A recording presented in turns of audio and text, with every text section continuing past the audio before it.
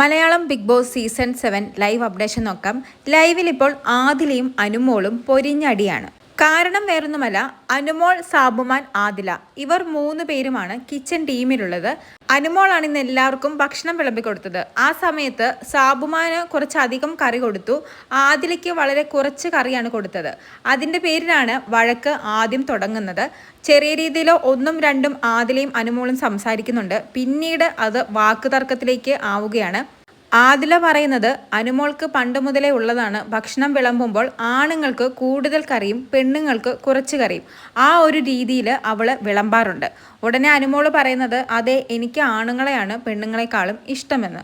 ഉടനെ ആദില പറയുന്നു, പക്ഷേ എനിക്ക് പെണ്ണുങ്ങളെയാണ് ഇഷ്ടം, ആ ഒരു പെണ്ണാണ് എൻ്റെ കൂടെയുള്ളതെന്നൊക്കെ ആദിലയും പറയുന്നു. എന്നിട്ട് ആദില പറയുന്നത് അനുമോൾ ഉച്ചയ്ക്ക് എന്നെയും സാബുമാനെയും കൊണ്ട് തേങ്ങ ചിരകിപ്പിച്ചു. അപ്പോൾ അനുമോൾ പറഞ്ഞത് ഞങ്ങൾക്ക് കുറച്ച് കൂടുതൽ കറി തരാമെന്നാണ്. എന്നിട്ട് അനുമോൾ സാബുമാന് മാത്രമാണ് കറി കൊടുത്തത്, എന്തുകൊണ്ട് എനിക്ക് കറി തന്നില്ല എന്നാണ് ആദില ചോദിക്കുന്നത്. അനുമോൾ ആദ്യം 1-2 എക്സ്പ്ലനേഷനൊക്കെ പറയാൻ ശ്രമിക്കുന്നുണ്ട്. ലാസ്റ്റ് ഇപ്പോൾ അനുമോൾ പറയുന്നത് എനിക്ക് സൗകര്യമില്ല, എനിക്ക് സൗകര്യമുള്ളവർക്ക് മാത്രമേ ഞാൻ കറി കൊടുക്കുകയുള്ളൂ. എന്നിട്ട് നൂറയോട് അനുമോൾ പറയുന്നുണ്ട്, നൂറ ക്യാപ്റ്റൻ അല്ലേ, എനിക്ക് എൻ്റെ കിച്ചൺ ടീമിൽ ആദിലയെ വേണ്ട, ആദില ജോലി ചെയ്യുന്നില്ല, എനിക്ക് വേറെ ആരെയെങ്കിലും തന്നാൽ മതി, ആദിലയെ എൻ്റെ ടീമിൽ വേണ്ട എന്ന്. ഉടനെ ഷാനവാസും നൂറയൊക്കെ അനുമോളെ കളിയാക്കുന്നുണ്ട്. മനസ്സിലായി, അനീഷിനെ കിച്ചണിൽ ഇടാൻ വേണ്ടിയല്ലേ അനുമോളുടെ പ്ലാൻ, അനീഷ് ഏട്ടനെ ഫ്ലോർ ടീമിൽ നിന്നും മാറ്റില്ല എന്നൊക്കെ അനുമോളോട് പറയുന്നു.